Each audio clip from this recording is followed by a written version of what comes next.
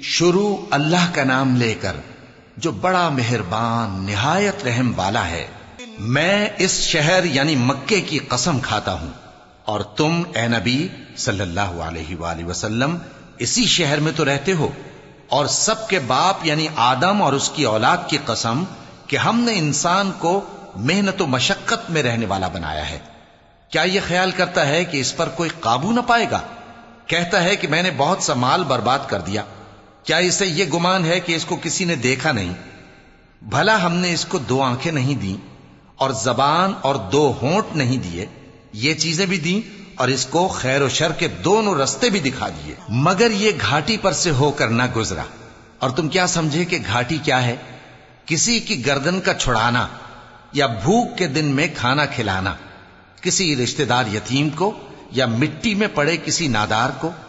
پھر ان لوگوں میں بھی شامل ہوا جو ایمان لائے اور جو صبر کی نصیحت اور ایک دوسرے کو مہربانی کی تلقین کرتے رہے۔